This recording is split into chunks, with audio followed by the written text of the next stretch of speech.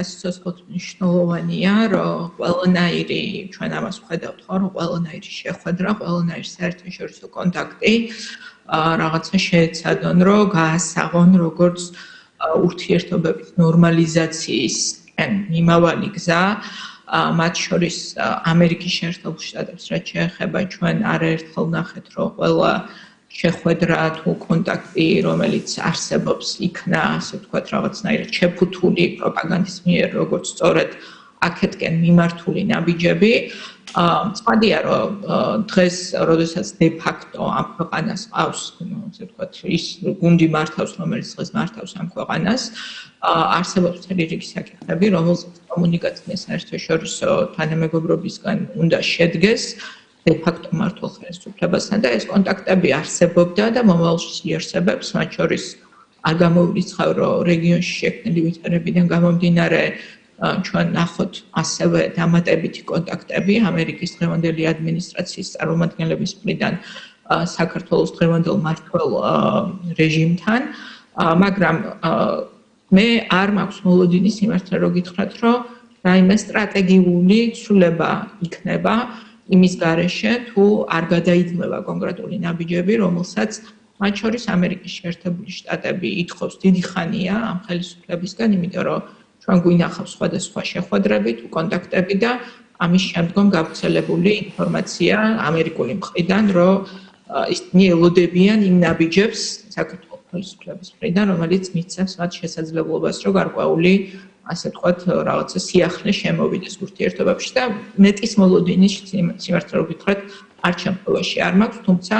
ხელისუფლება ცხადია, რომ ცდილობს, რომ ეს პროპაგანდისტული ნარატივი შექმნას ამ კონტექსტში, რაც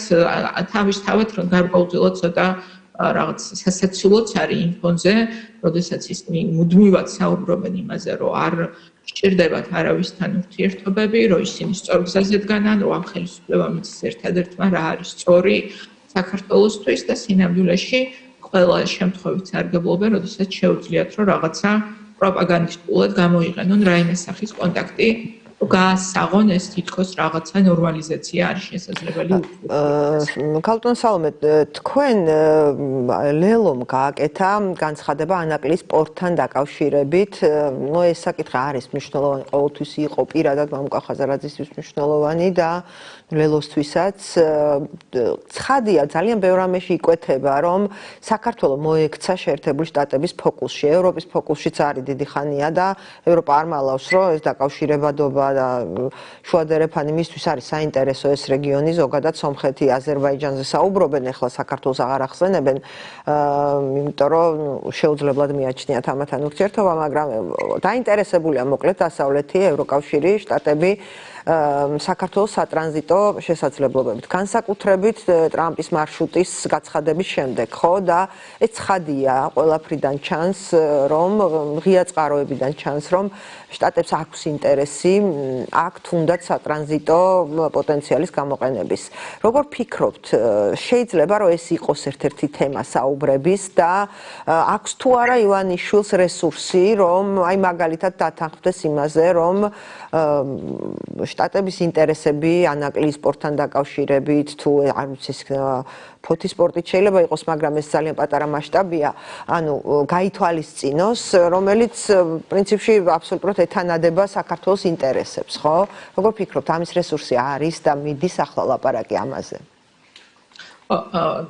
პირველ რიგში ანაკლის სპორტი ეს არ არის არც ლელოს, ასე ვთქვათ, ინტერესი, არც მამუკა ხაზარაძის რაიმე განსაკუთრებული ინტერესი. გეთანხმებით. ეს არის სტრატეგიული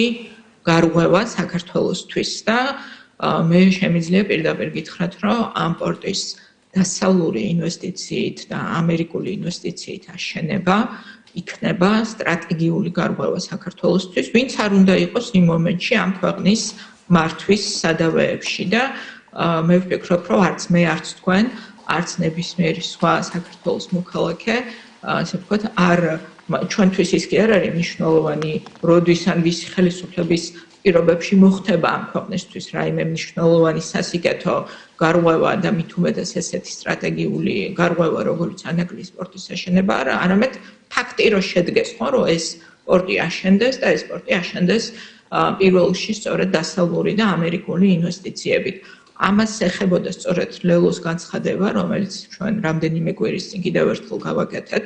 და დიახ, მათ შორის მოწოდება იყო პირდაპირ შეიძლება ითქვას ამერიკული მხარისადმი, რომ დაინტერესდეს, ასე ვთქვათ, ამ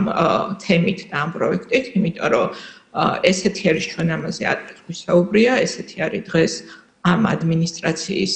პოლიტიკა, რომ მათ აქვთ კონკრეტული ინტერესები, ეს ინტერესები უკავშირდება ძალიან პრაგმატულად ხის წესრიგს, რომელიც აძლიერებს ამერიკის ინტერესებს რეგიონში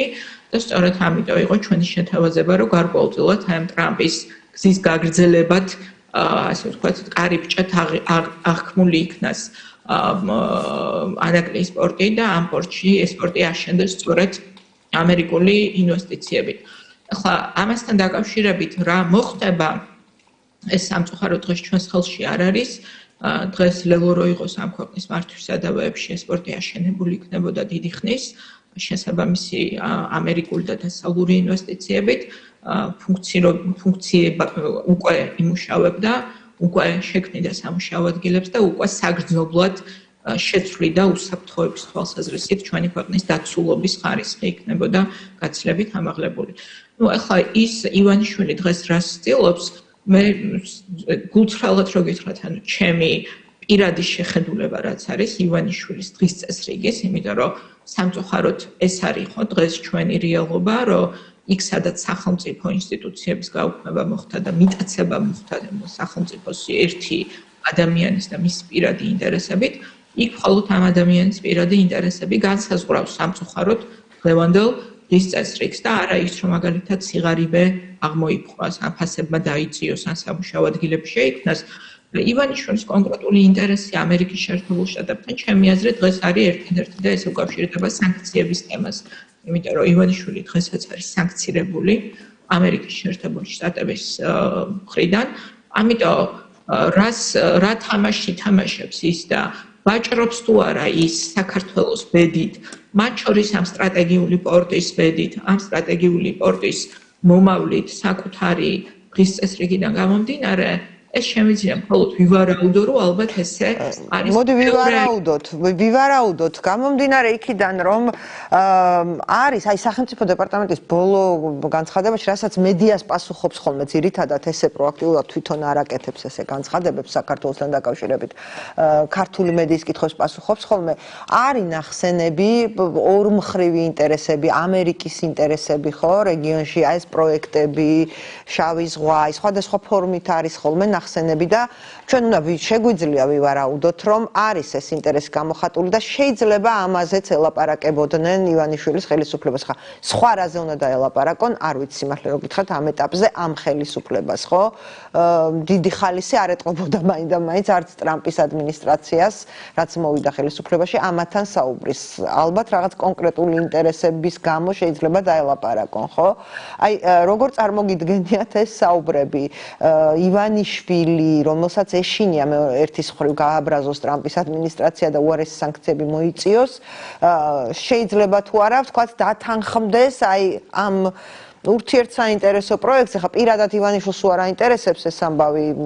გამდიდრდება თუ არა მაგალითად სამეგრელოს მოსახლეობა, მას დიდად არ აინტერესებს ახლა და პორტი თუ ის არ აკონტროლებს პორტს, რა შეაინტერესებს, ხო? ანუ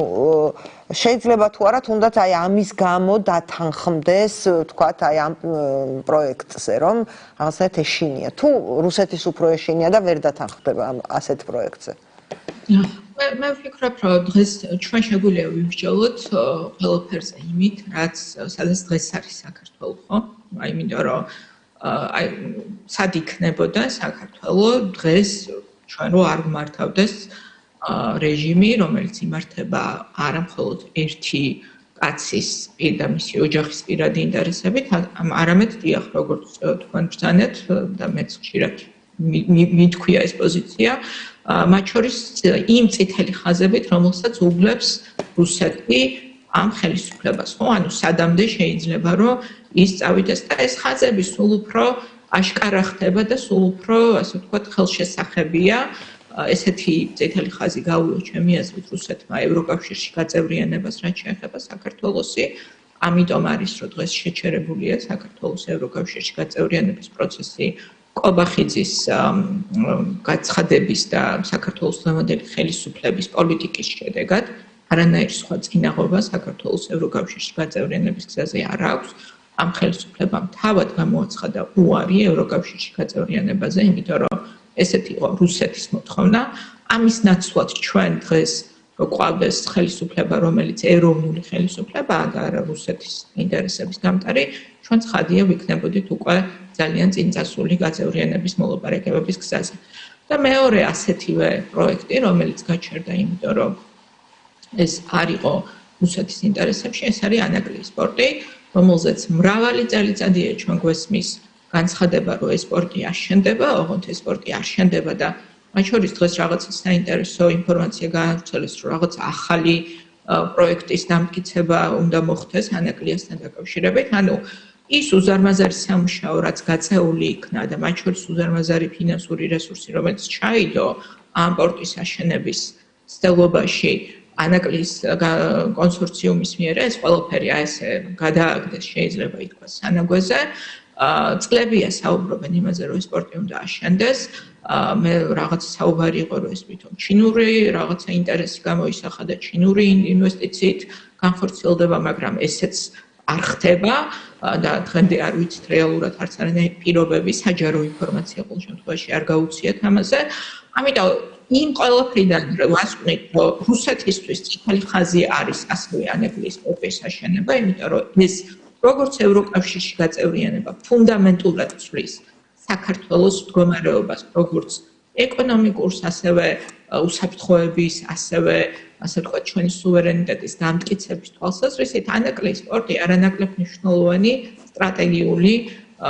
პროექტია ამ ქვეყნისთვის. როგორც ჩანს, ერთი პროექტი ევროკავშირში გაწევრიანება და მეორეც არის დღეს დაბლოკილი რუსეთის მიერ და მე იმიტომ არ მაქვს მოლოდინი, რომ რაიმე გარღვევა მოხდება, სანამ ეს ხელისუფლება მართავს, ასე ვთქვათ, ქვეყანას. თუმცა ის, რომ ამერიკის ინტერესები ამასთან დაკავშირებით არის და რამდენად მზად არიან ისინი, რომ ეს, ასე ვთქვათ, წინ წაწიონ ამ პირობებში, როდესაც პარტნიორი არ ყავთ საქართველოში, რომელიც მზად არის, რომ გამოიყენოს ეს უზარმაზარი ისტორიული შესაძლებლობა, მიჭირდება, რომ გითხრათ, გამოჩნდება ძალიან მალე ეს ყველაფერი.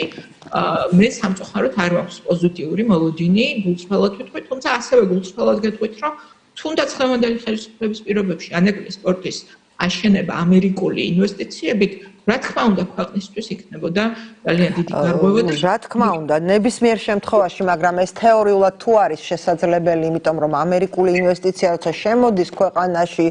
ამ მასშტაბის, ხო, იქ ესე მარტივად აღარ არის ეს ხო რაღაც სპეციფიური პროექტია, ანუ მარტო პორტი არ არის, აქ უნდა იყოს მთელი ლოჯისტიკური ხაზი გამართული, მართვა უნდა იყოს კორუფციისგან დაცლილი, ხო? არ ვიცი, ამას რკინიგზა ჭირდება, ტრასები ჭირდება, მუდმივი ჩართულობა ჭირდება, უსაფრთხოება ჭირდება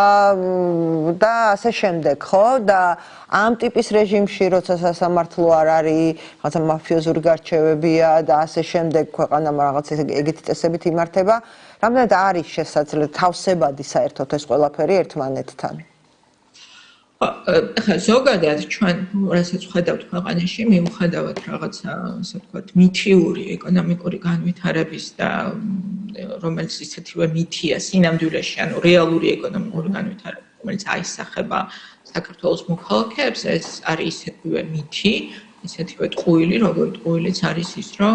ვიცი, ხარისხიან ხორცს ათლარად იყიდის საქართველოს მოქალაქე თურმე მარტივად ჩვენს ქვეყანაში ასეთივე ტყუილია. ამიტომ ზოგადად ის, რომ ამ რეჟიმის მართვის პირობებში საქართველო აღარ არის სასურველი საინვესტიციო გარემო, ამას ჩვენ ვხედავთ, ხო, ამისი მონაცემები გვაქვს, მათ შორის პირდაპირ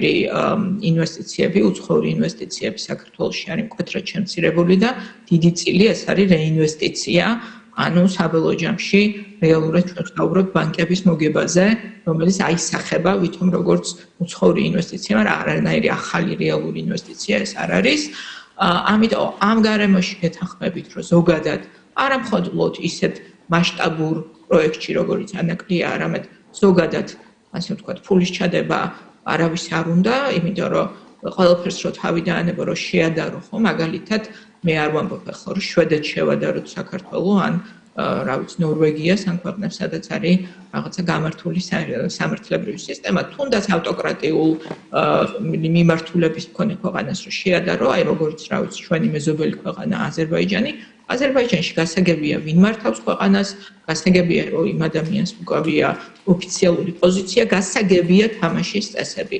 აი ამ რაღაცა მაფიოზურ კოშმარში, რომელიც ივანიშვილმა შექმნა საქართველოში არაფორმალური მართვის სახით, სადაც რაღაც კაცი, რომელსაც პრემიერ-მინისტრი ქვია, კუთხში მისდევს ალიევს და ივანიშვილს, რომელსაც არანაირი პოზიცია არ უჭირავს და ჩვენ რაღაცა გვესმის, რომ თურმე რეალური მართველი ამ ქვეყნის იმდენად აღმატებულია, რომ მას არც შეიძლება რომ რაიმე პოზიცია ეკავოს ქვეყანაში. აი ესეთ გაუგებარ რაღაცა გარემოში ფულის ჩადება იმ ხალხსაც კი არ უნდა და იმ ბიზნესაც არ უნდა, რომელიც გასაგები ავტოკრატიული შეიძლება, მაგრამ გასაგები თამაშის წესების მქონე ქვეყანაში ჩადებდა ინვესტიციას და ამიტომ არის ეს ქვეყანა იმ მძიმე ეკონომიკურ ჩიხში, რომელშიც ჩვენ ყოველდღიურად შევდივართ. და ამ მოცემულობაში ჩვენ რომ ვამბობთ, რომ ანაკლიის სპორტის რეალიზაცია არის ნაკლებ სავარაუდო, ამის ვარაუდს ის გვაძლევს, რომ ამის ვარაუდის საფუძველს გვაძლევს სწორედ აი სისტემა, რომელიც ივანიშვილმა შექმნა, რუსეთის ინტერესები, სამწუხაროდ ის განვითარება, რომელიც ამ პროექტმა ნახა გასული წლების მანძილზე, სადაც გვესმის ცარიელის საუბარი და არც ერთი სიტყვა, არც ერთი დამატებითი რესურსი ჩადებულია ამ პროექტის განხორციელებაში, მათ შორის თუნდაც დიახ, თქვენ ბრძანეთ, რომ რკინიგზა უნდა იყოს გაყვანილი, ხო, ანუ მთელი ინფრასტრუქტურა საჭირო და არანაირი დღემდე არ ხდება და ამის პარალელურად გადაკდება საქართველოს, არანაირი სამუშაო ადგილები აქ არ იქნება და იცლება უბრალოდ ჩვენი ქვეყანა, მარტივად ვთქვათ, იცლება ადამიანებისგან, რომლებიც გარბიან გადასარჩენად სამუშაო საშუალებლად სხვა ქვეყნებში. სალომე, დასასრულისკენ უნდა წავიდეთ, ასეთ რამ მინდა გკითხოთ. ივანიშვილისთვის იდეალური მდგომარეობა იყო პრინციპში ხელისუფლებაში მოსვლის შემდეგ მალევე ეს ძალიან ცხადი იყო, რაღაცა ნაცრისფერ ზონაში ყოფნა, რომ აი ზედმეტად არავის არ მოხვედროდა თვალში და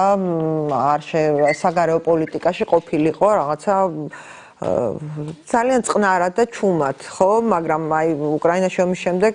აშკარად ის რუსეთის მხარეს აღმოჩნდა, ამას ამბობს ყოველ შემთხვევაში ამბობენ ჩვენი ყოფილი პარტნიორები, სამწუხაროდ ყოფილი პარტნიორები, მაგრამ ნახეთ, ახლა რჩება ისეთი შთაბეჭდილება, რომ გარკვეული გარემოებების გამო ქვეყნის გარეთ ივანიშვილს აღარ ექნება ფუფუნება, რომ დარჩეს რაღაცა რუხზონაში, ან თუნდაც დარჩეს რუსეთის მოკავშირედ. ისე მიეწყო სიტუაცია, ისე მიდის უკრაინის ომი, ევროკავშირში მოხდა ისეთი ცვლილებები, მაგალითად ორბანის გამოკლება ამ სიტუაციიდან, რაც ბევრ შესაძლებლობას აძლევს ევროკავშირს, მაგალითად, რომ ივანიშვილის წინააღმდეგ რაღაც სანქციები მიიღოს, შტატების ინტერესი, რომელიც გამოკვეთილი აშკარად და შეიძლება ჩვენი ერთ დღესაც თუ ივანიშვილმა აირჩია რაღაცა უხეში ფორმით ამ ყველაფერთან დაპირისპირება, შეიძლება ძალიან მძიმე სანქციები მიიღოს, ანუ მას ჩემი დაკვირვებით არ აქვს ახლა კომფორტული ვითარება, როცა შეუძლია რომ რაღაცები ითამაშოს, თავისთვის დაჯდეს კუთხეში და რაღაცებს დაელოდოს, ანუ არ აქვს დიდი დრო ჩემი აზრით. თქვენ რას ფიქრობთ, ის შეეცდება ეხლა რაღაცა გამოსავალი მოძებნოს ამ სიტუაციიდან და შეიძლება ჩვენ ვიხილოთ რაღაც ფორმალურად მაინც ეს ღია პრორუსული კურსის ცოტა შემოbrunება დასავლეთისკენ, თუ მას არ აქვს ამის არც სურვილი და არც რესურსი. ნახეთ, მე ვფიქრობ, რომ ივანიშვილი რა თქმა უნდა არ არის კარგ მდგომარეობაში, იმიტომ რომ რუსეთ-უკრაინის ომმა ის ფაქტიურად, ასე ვთქვათ, აიძულა, რომ საკუთარი, ანუ ორ სკამზე ჯდომის პოლიტიკა ვერ გაგრძელდებოდა და ის გამოჩნდა ძალიან ღიად, როგორც რუსეთის მოკავშირე და დღეს სანქცირებულია ამერიკის შეერთებული შტატების მიერ, როგორც რუსეთის ინტერესების გამტარი, ეს უნდა ძალიან კარგად გვახსოვდეს, რომ ამისთვის არის კონკრეტულად სანქცირებული, არა კორუფციისთვის, ან რაიმე სხვისთვის, არამედ კონკრეტულად რუსეთის ინტერესების გატარებისთვის. ეხლა შეეცდება თუ არა ის, რომ გარკვეული რაღაცა დაბალანსების პოლიტიკა გაატაროს, ძალიან მალე გამოჩნდება, იმიტომ რომ მე შემიძლია გითხრათ, რომ საკითხები, რომელზეც არის აბსოლუტური კონსენსუსი ევროკავშირის წევრ ქვეყნებში და ეს კონსენსუსი აისახება ჩამონათვალში მოთხოვნების, რაც უნდა მოხდეს საქართველოში, თუ საუბარი არის იმაზე, რომ რაღაცა შანსი შეიძლება გაჩნდეს პოლიტიკური კონტაქტების ისევ აღდგენის და ეს უკავშირდება რეპრესიების შეწყვეტას, ეს უკავშირდება რეპრესიული კანონმდებლობის გაუქმებას და ასე ვთქვათ ძალიან ნათელ ნიშანს იმის, რომ საქართველო მზად არის დაიწყოს ევროპული გზით სიარული. ამ თვალსაზრისით წითელი ხაზი, რომელიც აქვს გავლებული ევროკავშირს, არ არის შორს ამერიკის შეერთებული შტატების ხედვიდან, იმიტომ რომ ჩვენ რო შევხედოთ, დაახლოებით ერთი და იგივე მოთხოვნები არსებობს, როგორც ვაშინგტონიდან, ასევე ბრიუსელიდან და ევროკავშირის სხვა დედაქალაქებიდან. ეს არის შეწყვეტა პოლიტიკური პარტიების დევნის, პოლიტიკური ლიდერების დევნის, პოლიტიკური რეპრესიების დასრულება და იმ ამბრძალავი კანონმდებლობის გაუქმება, რომელმაც შეუძლებელი გახადა ჩვენს ქვეყანაში აქტიურად დამოუკიდებელი, როგორც გითხოთ, დამოუკიდებელი სოციუმის არსებობა. აქ საუბარი არ არის პარტიებზე ან არასდროს, დამოუკიდებელი სოციუმის ფინანსური არსებობის შეწყვეტას ისახავს, ასე ვთქვათ, მიზნად ის პოლიტიკა, რასაც ივანიშვილი ატარებს. ამიტომ მე პირდაპირ გეტყვით, რომ რაიმე სერიოზულ გადატვირთვას ამ ცვლილებების გარეშე არ მოველი არც ევროკავშირთან ურთიერთობებში, არც ვაშინგტონთან ურთიერთობებში. წავა თუ არა ამ გზით ივანიშვილი, ამას ყველა ერთად ვიხილავთ უახლოეს მომავალში. სხვა გზა მას იმისთვის, რომ თქვენ როგორც იკითხეთ, ანუ დაუბრუნდეს რაღაცა ტიპის ორმაგი თამაშის პოლიტიკას, მას არ აქვს და თუ ის ამ ნაბიჯებს არ გადადგავს, მაშინ ეს ნიშნავს იმას კიდევ ერთხელ ადასტურებს, რომ უბრალოდ ავტოკრატიული რეჟიმის შექმნით კი არ არის დღეს ის დაკავებული, არამედ საბოლოოდ მიყავს საქართველო რუსეთის წიაღისკენ, იმიტომ რომ ამ წიაღში რომ ჩვენ არ აღმოჩნდეთ საბოლოოდ ინტეგრირებული, ამის გზა დღეს ერთადერთი ეს არის მოსმენა იმ რეკომენდაციების, რასაც ჩვენ ვიღებთ ვაშინგტონიდან და ბრიუსელიდან.